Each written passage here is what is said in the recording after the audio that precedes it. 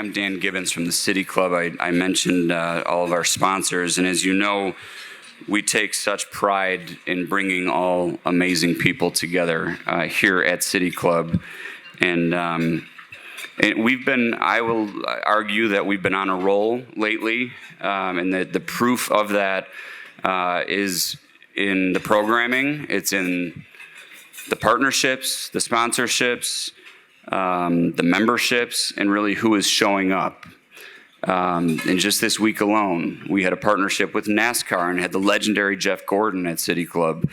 We had a partnership with Illinois Answers just yesterday, actually, and heard from a number of journalists on some challenges that are making it difficult for upward mobility. What an interesting perspective there from the Illinois Answers Project.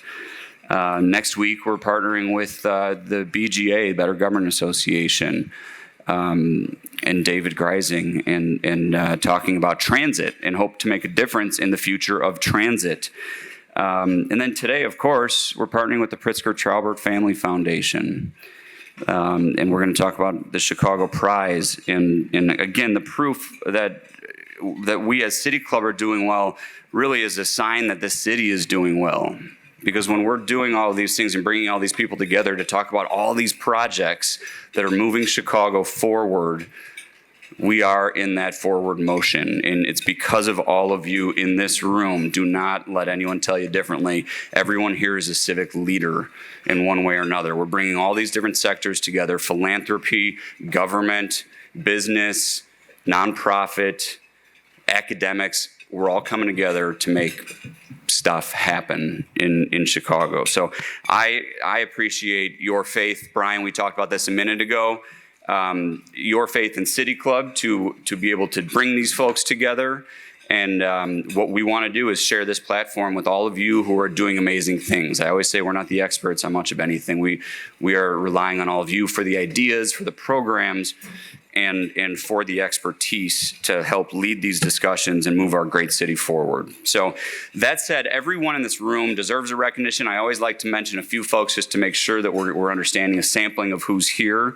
So I'll keep it to a few more official. We have the Deputy Mayor, Kenya Merritt, is here with us.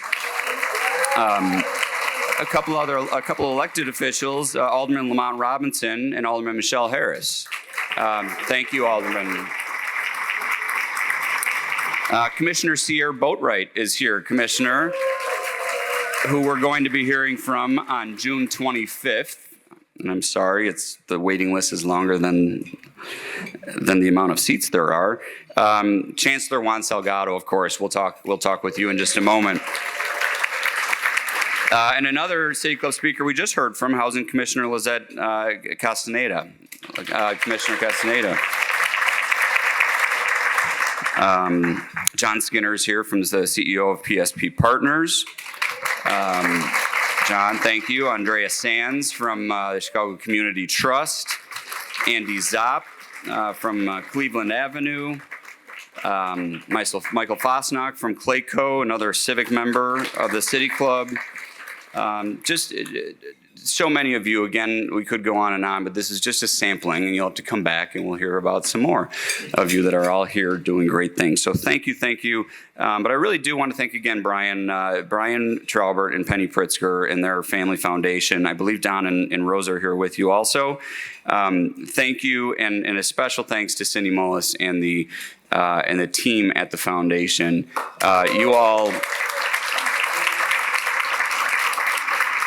This is a great partnership. This is a unique event for us, and we're really excited for you giving us like I said, the honor and the faith to host this and help you all share your message and share all the great things that are happening in Chicago. So I'm going to let the Chancellor introduce the panelists again, because we're not going to be biased, or we don't have any favorites in any of these projects.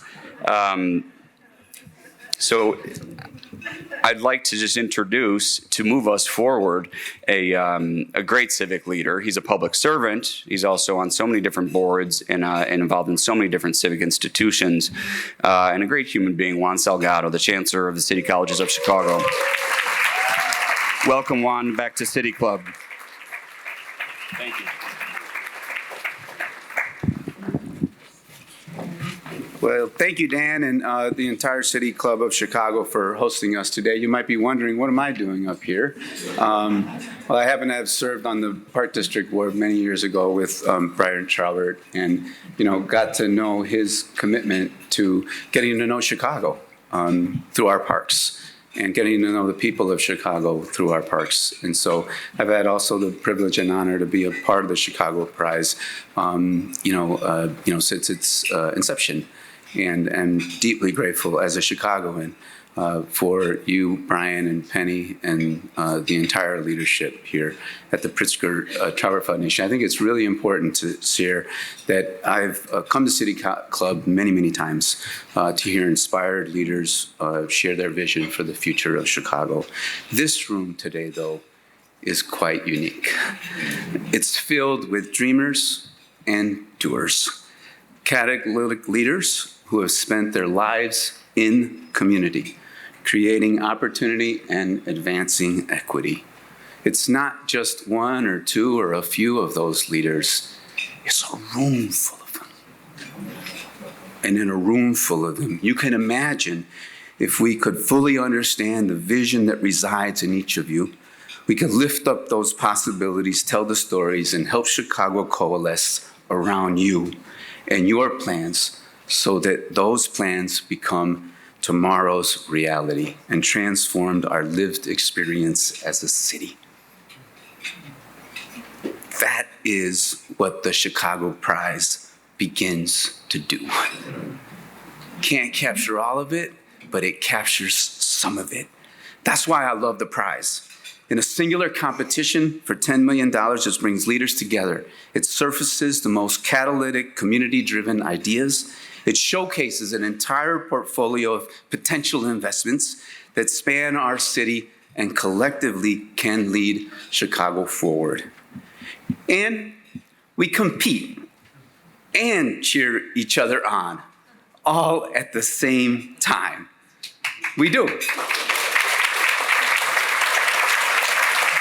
And why do we compete and cheer each other on? Because we know prosperity in any part of our city requires that there be prosperity in every part of our city. So I want to thank the Pritzker Traubert Foundation again, Penny, Brian, Cindy, Andy, all the team, Veronica, Monica, stand up. Zoe, anybody that's from Pritzker Traubert, just stand up for a minute. Yeah, thank you. I want to make sure that we thank all the partners in the room, funders that have given to applicants and finalists and recipients. I want to especially thank my colleagues who work very, very hard every day. Deputy Mayor Kenya Merritt, our Commissioner Sierra Boatwright, our Housing Commissioner Lizette Castañeda. Anyone who's been in public service knows what I'm talking about. We know public service is a calling. Right?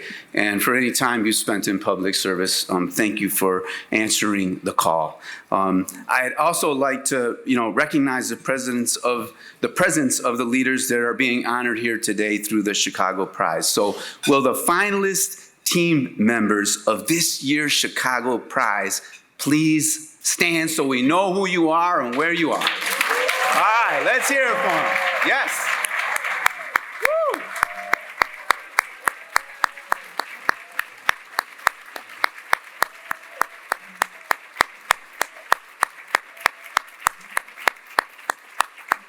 Will the honorable mentions, okay? Because we don't just have finalists, we have honorable mentions of this year's Chicago Prize.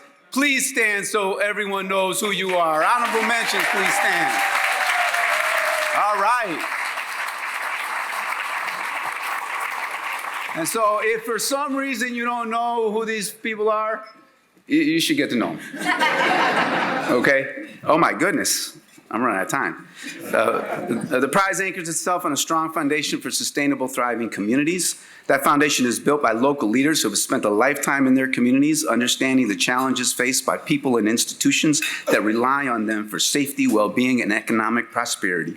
The prize understands that it's these leaders that drive economic opportunity and revitalization in their communities. The prize knows that trusting and investing in community leaders capitalizes on the biggest upfront investment any community leader makes, their time building relationships, fostering trust, developing plans to create new assets that bring essential resources, services, housing, commercial space, and more to their communities. So let me just tell you from a personal standpoint, when I drive from my office downtown to our Malcolm X West campus, I go down Madison Street.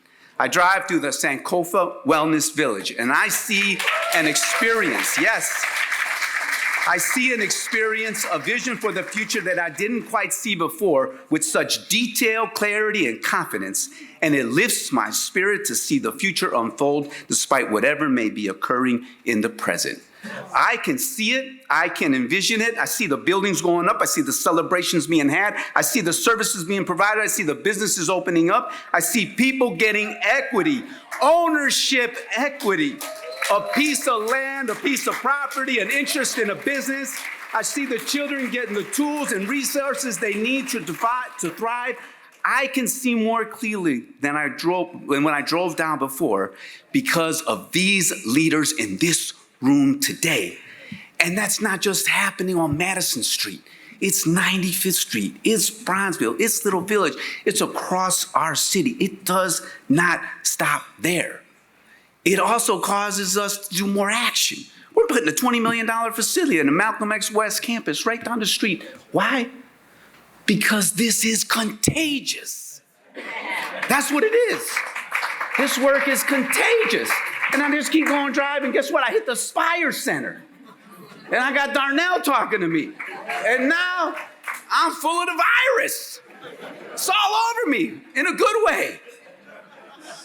So, what I want you to know is that I believe that we can, especially at this moment in time, transform this city we love to a city where everyone feels loved. And I absolutely do. And the Chicago Prize has helped me to believe that. So in closing, let me put an exclamation point on the need to support community-led initiatives driven by a thirst for collective impact that can only be realized with collective responsibility to foster equitable growth in Chicago. And let me do that by introducing you to a leader that has moved me and encouraged continued support for community-led initiatives and emphasized the collective responsibility to foster equitable growth herself. Aisha Jacob. Aisha Jacob. You don't need an introduction in this room, but she's a lifelong resident of Chicago's West Side who has dedicated her career to improving the health and economic vitality of the community that she grew up in. And Chicago is better for her and better for every one of you that are in the room today. Thank you to the Chicago Prize.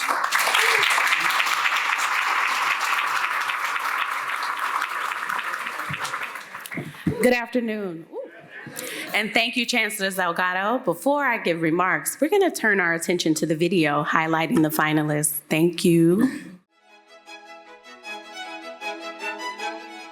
The impact has been immense. Access to high quality health care, access to living wage jobs, access to clean energy, and just the notion of wealth generation and lifelong education in our community. Chicago is our home. Part of someplace being your home is to realize that we're all in this together. This is the most important place in our lives, and we want to see everybody thrive and be successful.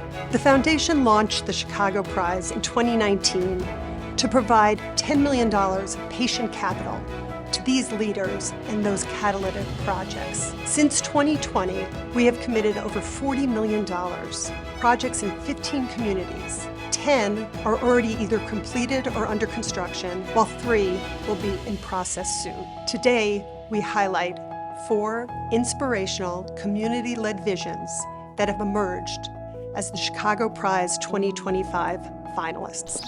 Reclaiming Chicago is one of 4 finalists for the Pritzker-Traubert Foundation's Chicago Prize 2025.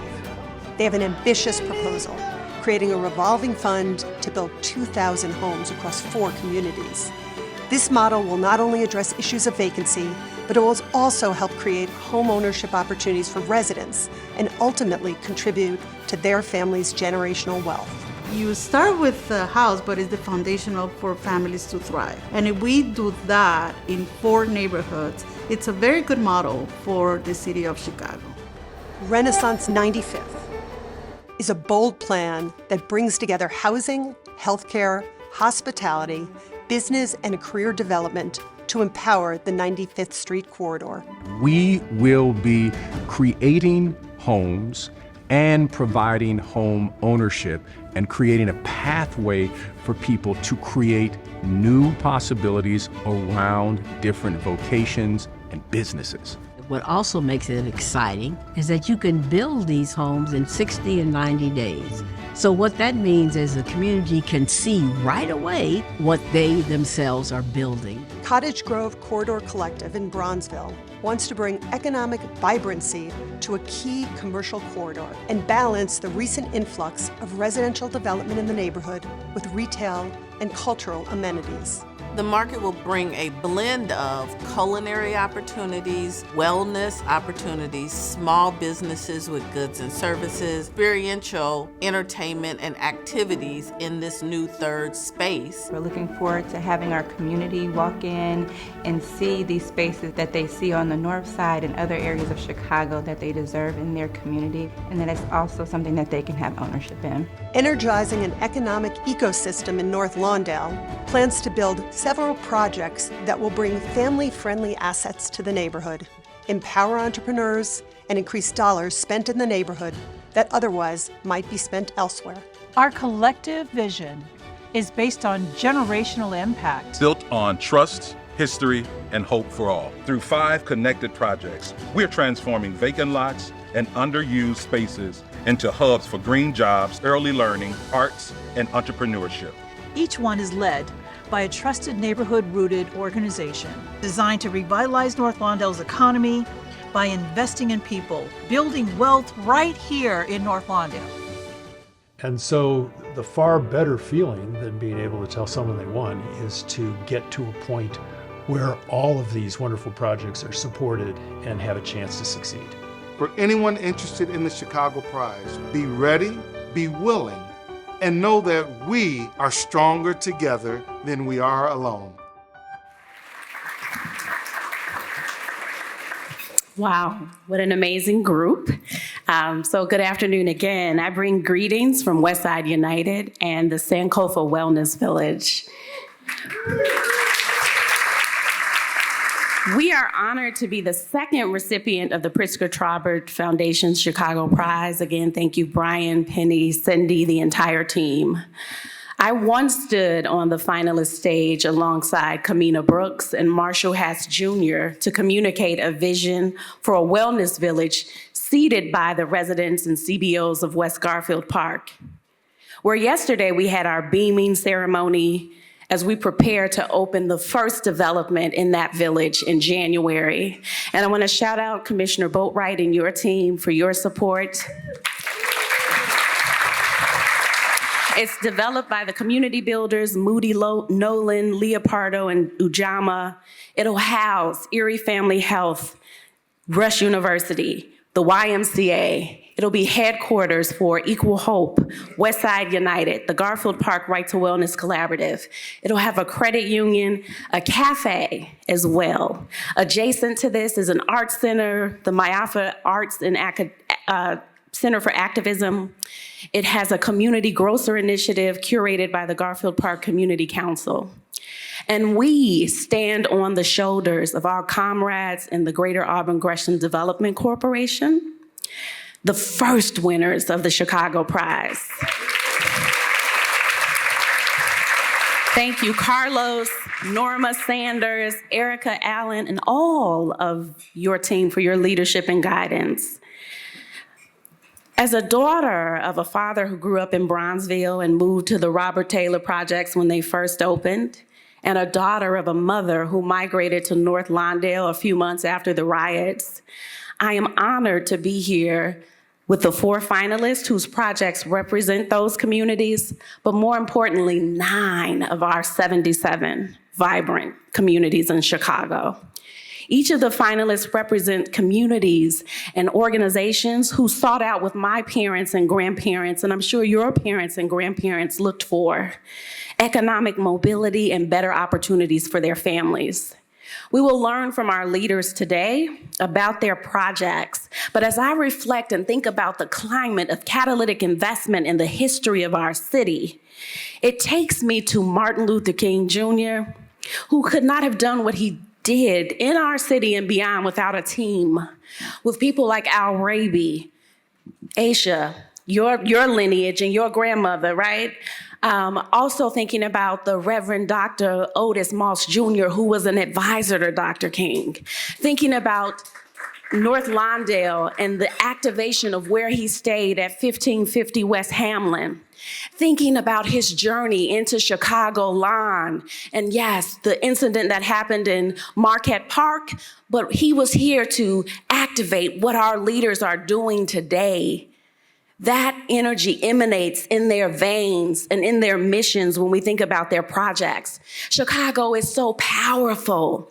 And as I think about the other communities, I think about the back of the yards and what that motivated with Upton Sinclair and the jungle and highlighting the stockyards. We've got the back of the yards 120 plus years later carrying that torch. So we have a lot of power emanating with these groups. I think about Pilsen, one of the few communities that survived the Chicago fire. And if we look at all of these communities, we see a trend and a shift in population where we had European immigrants. And then that changed into what we saw as predominantly African-American communities. And then we saw an influx of Mexican and other Black and brown neighbors coming in to have a better life.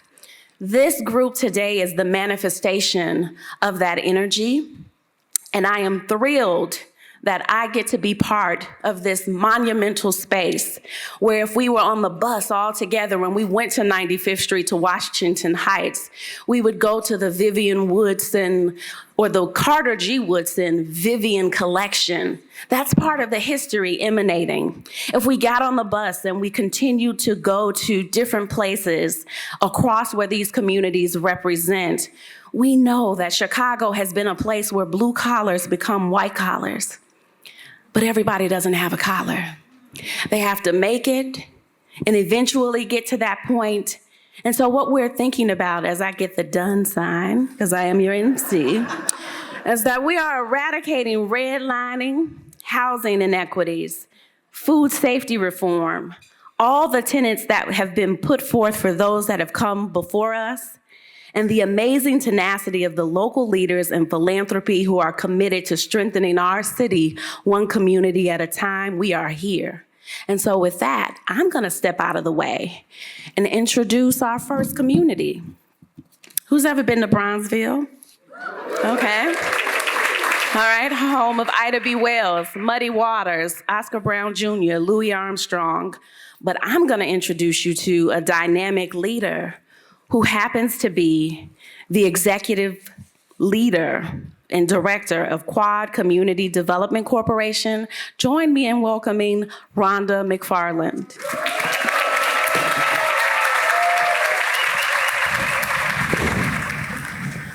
Good afternoon. So we had a walk-up song that started my presentation that didn't play, okay? So, my team is sitting there going, now what we do? Okay. First of all, welcome and thank you so much. I thought I was doing good being in front of all these dynamic men who I've worked with for years, but I forgot I had to come after Aisha. So I'm gonna do my best. So when you hear the walk-up song, which, can we play it now real quick? Bronzeville, where your fans at? Wait a minute, let me do that one more time for the ones who ain't hear me. Listen now. Boots on the ground, kicking up some dust. I needed that. Thank you.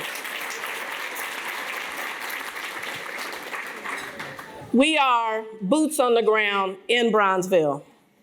10, 20, 30 years of history make up this team in Bronzeville. We are residents, we are business owners, we are professional providers, we are dog walkers, we are neighbors, we clean the streets, we work with our elected officials, we are boots on the ground, and we are kicking up the dust. All right. We bring as a team a new and renewed focus on our local ecosystem, building vibrant business corridors where the assets are planned, developed, and owned by us. Melanie, where you at in the room? I need to see my partners. There we go. And we are committed that these assets, these services, these resources will continue to enhance the quality of life for all the residents in Bronzeville. I don't think I need to reintroduce myself. I will say I'm called for a lot of things. Public speaking is not what I'm called for, so I have notes, and I'm gonna read them. I'm proud to lead QCDC, the lead agency for the Cottage Grove Corridor Collective. We are focused on local ownership of real estate assets, removing the blight of vacant lots and vacant buildings that we have lived with for 20 and 30 years. QCDC does this work every day. We've done it for 20 years. In the last 5 years, we have personally, our team, engaged and leased 20,000 square feet of retail space to locally owned businesses. And we are proud to say every one of them is still operating, growing, and planning franchising.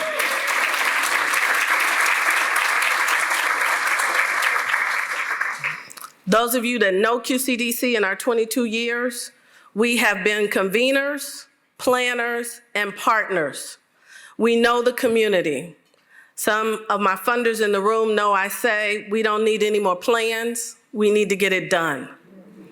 We are challenging ourselves to create projects that, just like our partners in other projects, that we get done in 24 months max. We need this economic engine to happen in our community. Okay, what am I clicking? Oh, there we go. All right, that worked. I'm totally off my notes, so we're gonna keep it going. Aisha already asked you about Bronzeville. You know where we are. You don't know who we are, and I think that's important. We know that teams make this happen. For 20 years, I was a construction real estate lender in this market. Some of our colleagues in this room, I financed your projects. What I know is that those projects require teams. Our team represents construction, engineering, finance, education, architecture, leasing, management, marketing, and more. Our team is further enhanced by all the professionals that we have hired to make these projects happen. And I am so proud to say that the vast majority of the professionals on our team live in Bronzeville.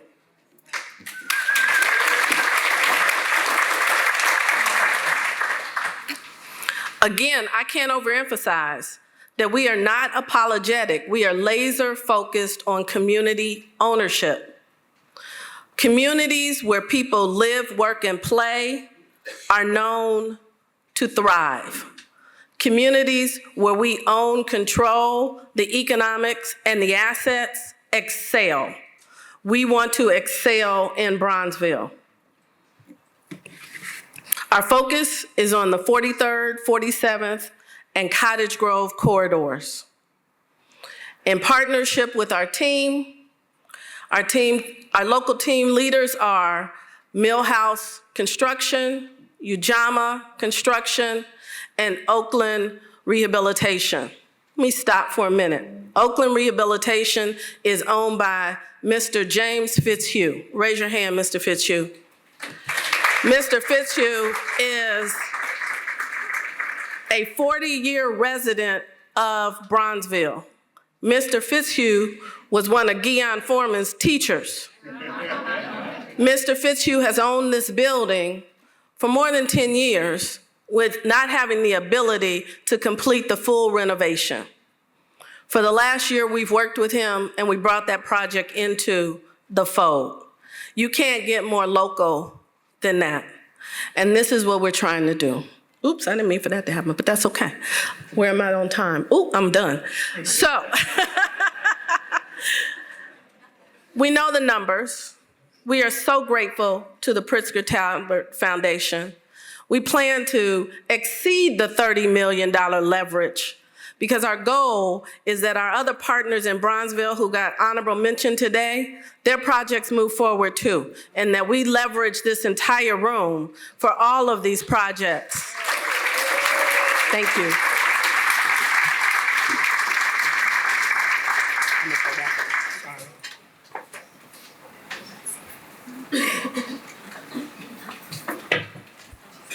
Rhonda, I know you want to drop the mic, but I need you to come up here. Okay. Oh, you got to get your tea? Okay. All right. Let's give it up one more time. Yes, please take your seat. And I want to ask you one question. You mentioned a lot of partners. Your song was Boots on the Ground. Boots on the ground. We know that it takes boots on the ground to get this work done. Tell us about why you chose it. It might be obvious, but I just want to know if there's another reason or. We chose it because it's not clean. It's dirty cowboy boots on a farm. Most of our most important meetings are what we call street meetings. That's walking back and forth from the office, that's walking the dog, that's walking the children to school. All of those things is where we meet our community.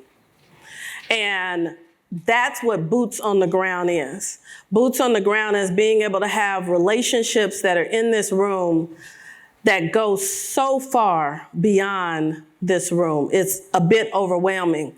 But those are relationships that we can call every day. You already mentioned our two teams that led in front of us, or the one team and then your team. I've already had 10,000 calls with the members of both of those teams.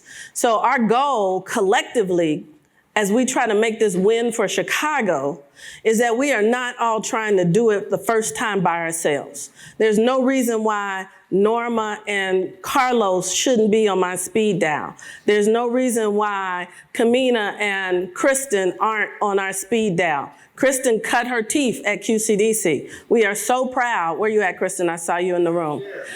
We are so proud of her and that work. And that's why we are boots on the ground, whether that groundwork is in the city of Chicago with our friends, with our aldermen in the 4th and 3rd Ward, with our state reps, in our schools, and our parks.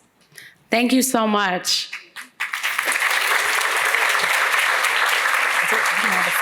If we had time, we would teach you all the boots on the ground, pass out fans, but we don't.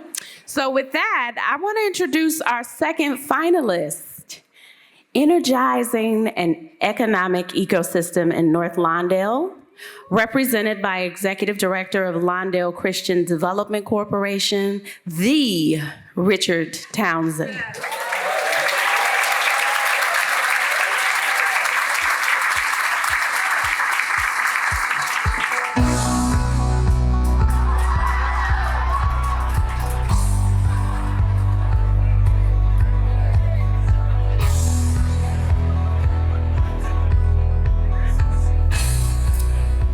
Good morning.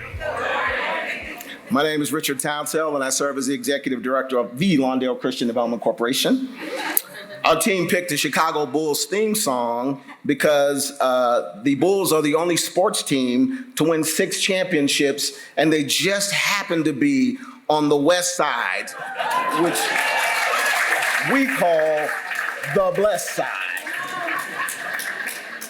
All jokes aside, I've worked with all of the other finalists and have great respect and admiration for all of them.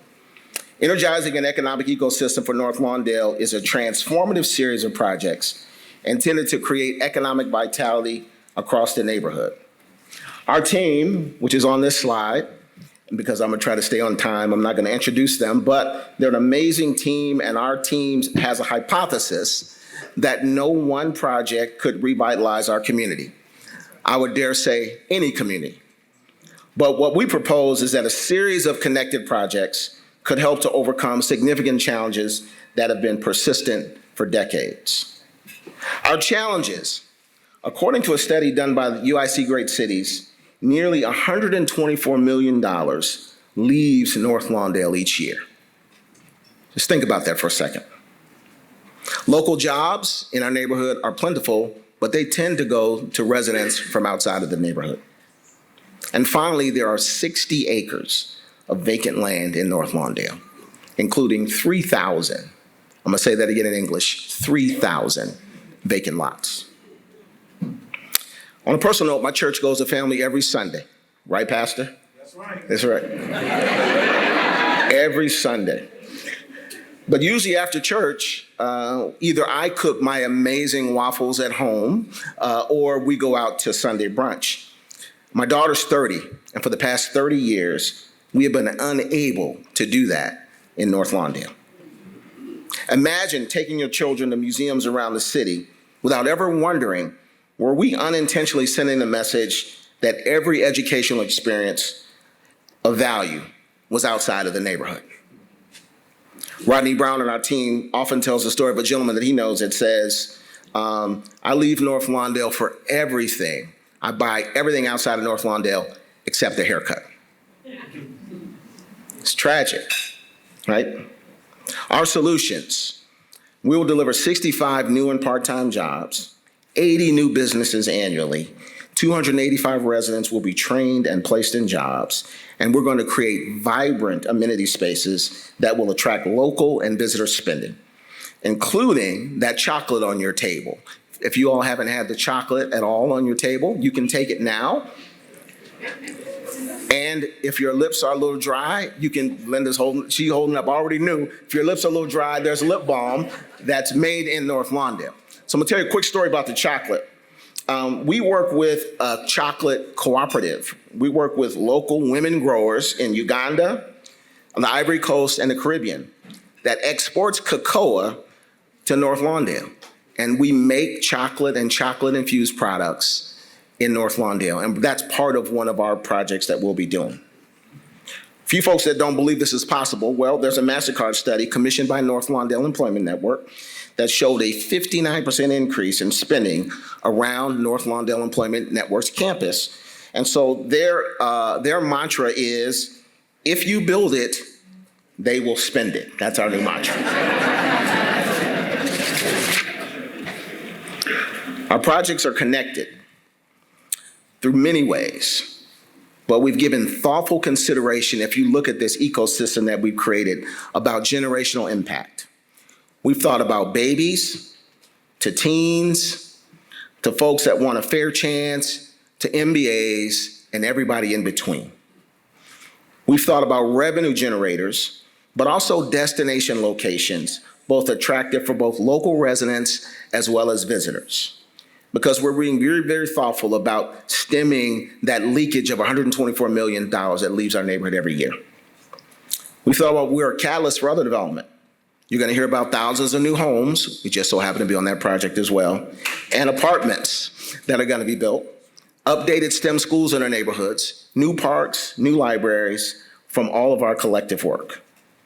Most importantly, it's gonna be a counterweight to the persistent nihilism, it's a fancy word that means hopelessness, and apathy that can take hold when dreams are deferred. Clearly, we have chosen North Lawndale. We want you to choose North Lawndale too. Thank you.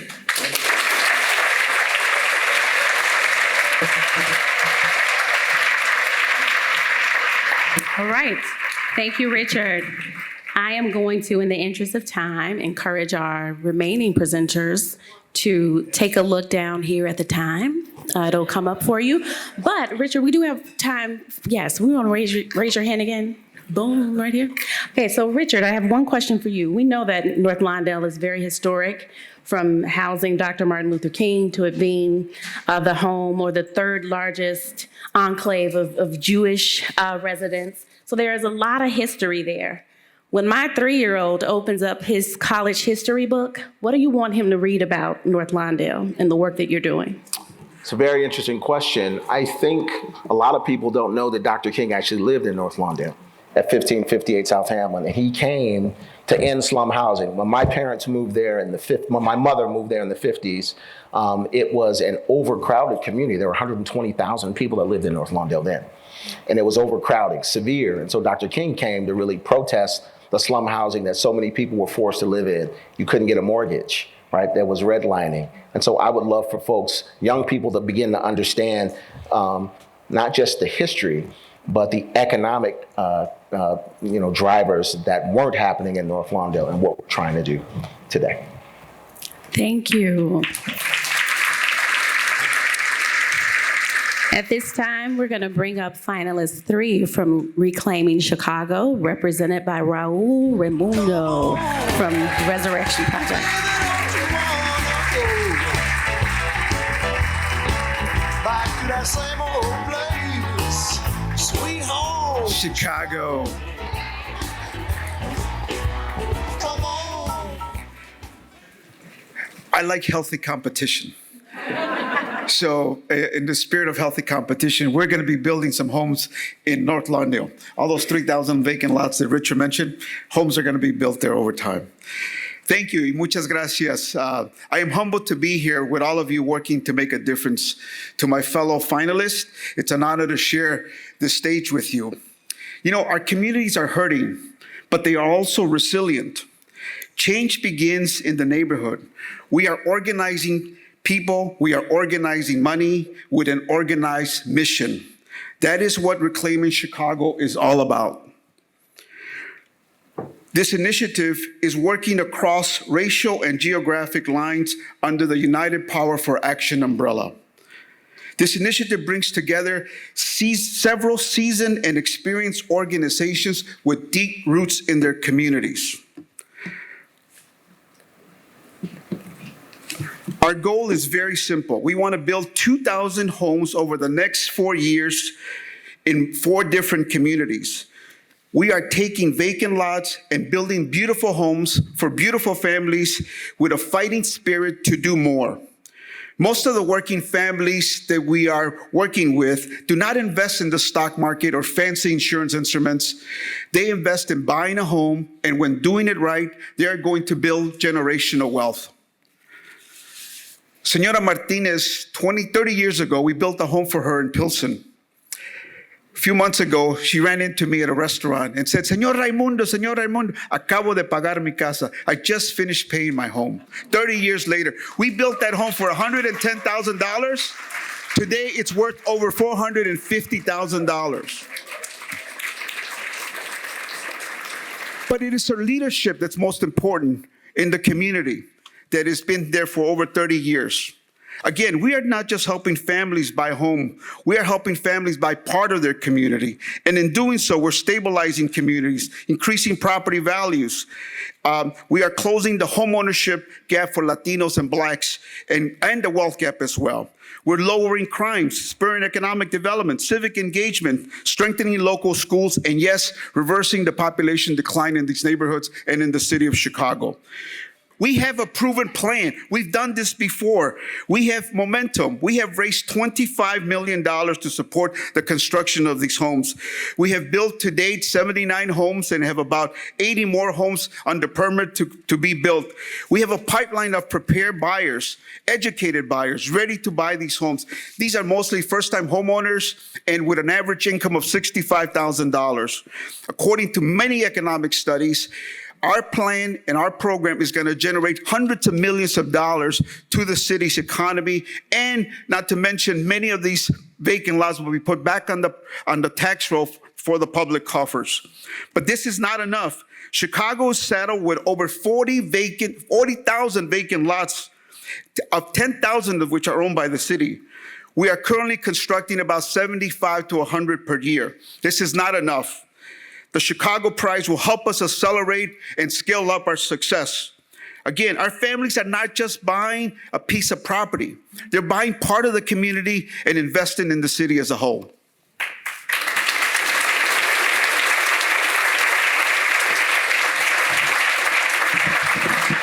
Thank you, Raul. That was impressive. I saw you watching The time. So with that, I have a question for you, Raul. What else besides the Chicago Prize is needed to activate the vision that your project seeks to achieve? The city as a whole has to recognize that we can do this. We cannot have 40,000 vacant lots, 10,000 city vacant lots for the next 30 years. If we could turn that around, this city will prosper. Thank you. How many of you have gotten off the Dan Ryan recently and turned right on 95th Street? Anybody? Yeah? Okay.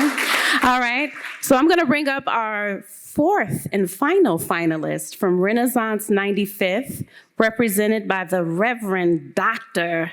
Otis Moss III, Senior Pastor at Trinity United Church of Christ.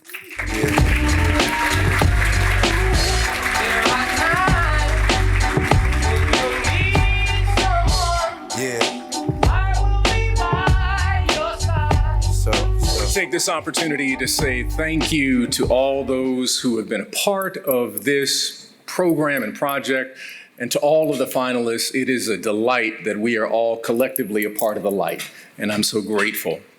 I stand before you today because I want to share with you the fact that I want to speak about Renaissance.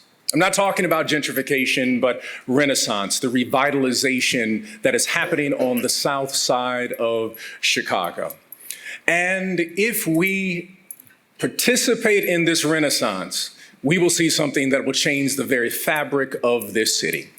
And the greatest tool that we have at our disposal is our imagination. And if we dare decolonize our imagination, we will see the transformation of the south side of Chicago. We have all of the necessary anchors to see Renaissance, not gentrification. Education, we have the premier four-year institution right on the south side of Chicago, Chicago State University. We are in a partnership with them to redo the Metro line right there on 95th Street as a welcome center for Chicago State and Amani Village. The education as an anchor. We also have a vocation, where every piece of this project is workforce development, giving people a second chance, but creating thriving community and wealth building. We also have health equity with our partnership with Advocate Healthcare. We have a medical center that is about to be expanded into an urgent care that will be right on the south side of Chicago, right off of 95th Street. And also housing. We're building affordable housing, single-family housing, and also senior housing. But our partnership with Inherent LLC, creating thin tech, prefab, modular homes that are green from the ground up, that are produced on the south side of Chicago, distributed all around the city, is a unique and powerful opportunity where living wages will be provided so those who build the homes can buy the homes. And not only that, the creation of an empowerment zone, a Sankofa market, along with a boutique hotel, a 4-star boutique hotel right on the south side of Chicago. The necessary anchors in order to create Renaissance. You see here. In order to create Renaissance, we can go to the next slide. And when we have those necessary anchors, we're talking about a green from the ground up, sunrise to sunset community, where children are blessed and seniors are cared for. And in doing this, I want to share something with you that we are laying the foundation of what we've termed the T-zone. So let me take you on a tour of the T-zone very quickly. If you start over on Stony Island, you have the Obama Center. And if you go down Stony Island, you continue to travel toward 95th Street and you turn left. You will then go down about a mile or two and you will run into Advocate Healthcare's brand new hospital that will be built. But also across from that, you will also have what is known as the University of Chicago Quantum Center. That will be the Silicon Valley for the Midwest. Then if you then travel the other direction, you will pass by Amani Village going west. All the spaces that I talked about, the Metro line, and then Chicago State. And then if you continue on, you will find the Red Line. And then from the Red Line, you continue on down there, you run into a church called Trinity United Church of Christ, great church, by the way. And then you will run into the Carter G. Woodson Library that has the largest collection of African American literature in the Midwest, all on 95th Street. We have the seeds that have been planted.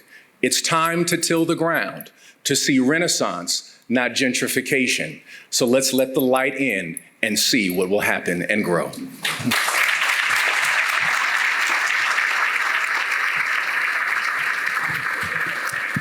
Thank you, Pastor Moss.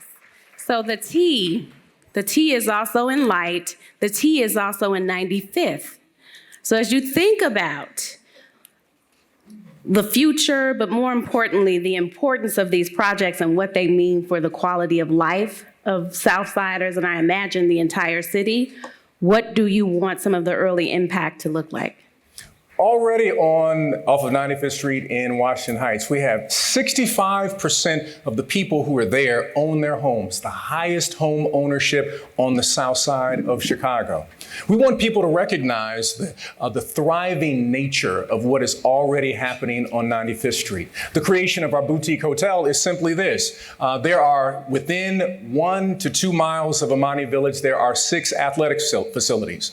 But if you live on the south side and you're in AAU, you have to go to Indiana if you want a tournament. We can't even keep our dollars in Chicago. By building a simple hotel, we can ensure that families will be able to have some breakfast in the morning and then go to their tournament for several days, keeping the dollars circulating within the community. And that's a part of bringing the light. Thank you. Let's give it up for all of our finalists.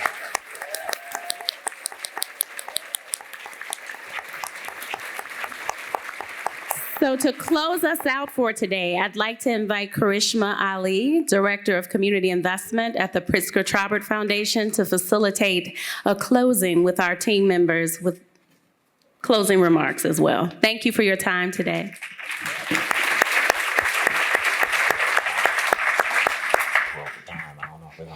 Thank you, Aisha, for being our MC and keeping things so dynamic today. And I know Dan can't be partial, but I'm going to go ahead and say this may be one of the best lineups City Club has ever seen. Am I right?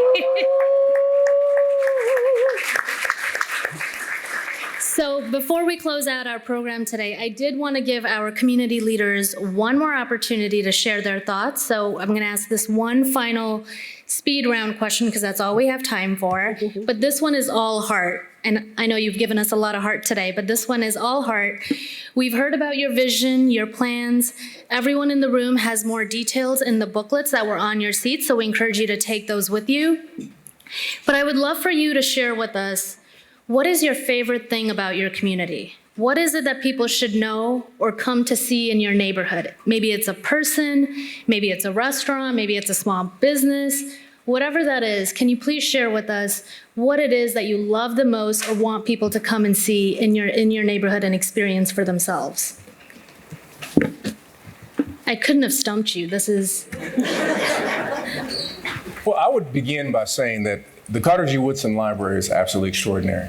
To witness young people spending time in the library, not just for books, but also creating podcasts and videocasts in the library. And then the Vivian Harsh collection is incredible. And it's one of the highest, has the highest participation of some of the libraries in all of Chicago is at the Carter G. Woodson Library. We're working in multiple communities, so I would like for families to come to the living room to see the children play in all of the homes and all of the communities that we're building.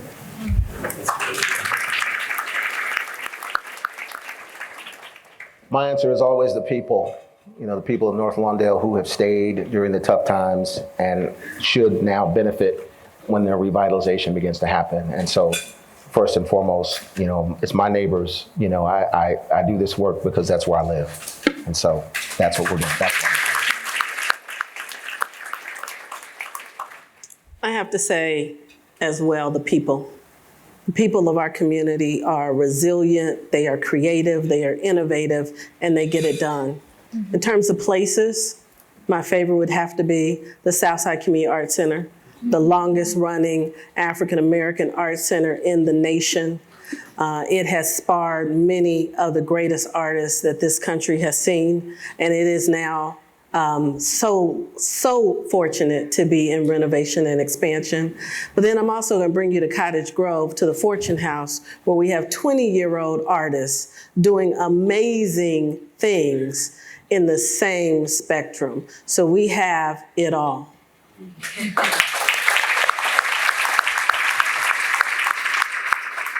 And hopefully in just a few years, when people come to visit your communities, they will also see all of your projects up and running, and we can't wait for that. I hope with that and with everything else that was shared today, you all heard and can see and even feel the dedication and excitement of these leaders when it comes to bringing their visions to life. On behalf of the Pritzker-Traubert Foundation, we are so excited for what is to come, not just from the recipient of the third cycle, which we will be announcing in the fall, but also from those finalists that will still continue to push their visions forward. And we already see the fruits of that monumental work with the recipients of our last two Chicago Prize grantees that you've heard about today. We just attended a beam raising event yesterday in West Garfield Park for the Sankofa Wellness Center. That's going to be opening in the fall. Yeah. And I believe Aisha actually is the one that referred to it as a West Garfield Park's pyramid, because it is truly going to be a wonder on the Madison Street corridor and such an asset to that community. So we want to thank the team, Drea Slaughter, ED of the Collaborative, Aisha Jaco, Marshall Hatch Jr., and Pastor Hatch, and Kristen Freeman that are all here today.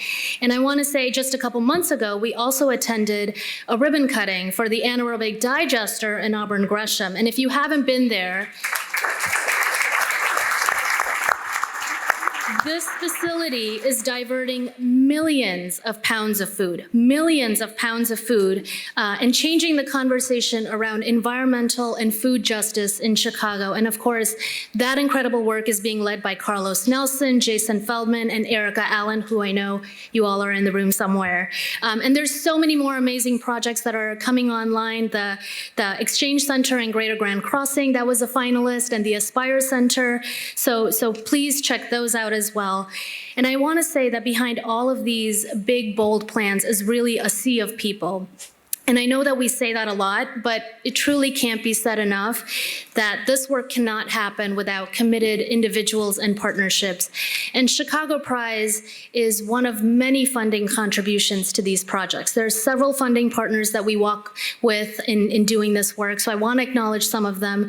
The Chicago Community Trust and We Rise Together, the Driehaus Foundation, McCormick Foundation, JP Morgan Chase, Staines Foundation, MacArthur Foundation, and we also have so many partners that support this process. We have partners at the city, Deputy Mayor Aquina, Commissioner Sierra Boatwright, and Lisette Castaneda, that provide both financial and administrative support to Chicago Prize projects, so thank you all. We also have our advisors. We have Andrea Saenz and Andy Zopp and Juan Salgado that you heard from, but also 30 other members that really dedicate their time and energy to this process. And then we have folks like DLA Piper who are in the room that provide legal pro bono services. And one name that I know all of you know, our beloved Teresa Prim, who provides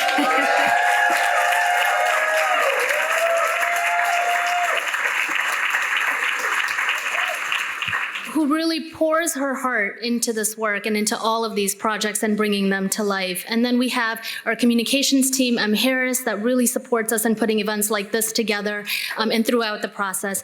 And really, there are so many more people that we would need a whole nother city club just to do that. So I won't keep you all here that much longer. But on that note, I do want to leave everyone in the room with one more request. And I want to say that when we were having our prep call for this event, one thing that was stated really struck me. And I think, Rhonda, you were the one that said it. You said, many times you all are seated next to each other as competitors, and competitors that are really vying for the same pot of money. But you said that just as much, if not more, you all are also partners and cheerleaders in this work for each other. So whether it's folks in North Lawndale working with Austin or West Garfield Park or Bronzeville leaning on Auburn Gresham for advice and support. And I have to tell you that prep call felt exactly like that. It was a group of friends that were joking and laughing and working together. And it was incredibly touching and inspiring to see. So I say that because They all know what their charge is to make this work happen. They will pick up the phone and call who they need to, and they will show up as the best partners and support systems and advocate and still go after the pot. But for the rest of us in the room, we also have a charge, and our charge is to make the pot much bigger and fill it with,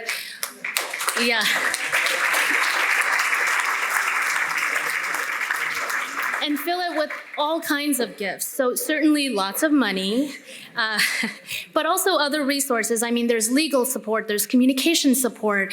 Even if you have connections you can make, that's really important. So my request to you today is, let's make the biggest pot we can possibly make, because that's what communities on the South and West Side deserve.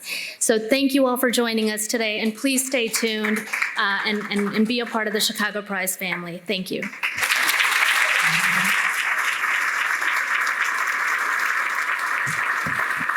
Thank you, Karishma. That was perfect. And thank you to all of our panelists and the finalists, Rhonda, Dr. Townsell, Raul, and Pastor Moss, and of course Juan and Aisha, of course.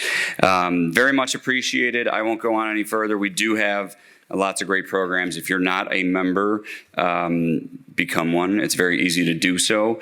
And you'll appreciate, hopefully, this new era of City Club, where you're going to have more and more programs like this and see so many incredible people. So come on back. We've got Pedro Martinez on June 16th. We've got the future of Illinois Transit on June 17th. Stacey Davis Gates from the Teachers Union on June 23rd. Commissioner Sierra Boatwright on the 25th. Mariana Spiropoulos, who's going to tell us about she's the new clerk of the Circuit Court of Cook County on June 26th. We have a busy couple weeks. It is summer, but it's going to be a fun summer. And we look forward to having all of you back very often. Thank you all for being here. Thank you, Brian and Penny, and to the Chicago Prize team and the Pritzker Traubert Foundation. What an incredible gathering of Chicago civic leaders. Appreciate everybody's time here. Have a beautiful, great summer day in Chicago.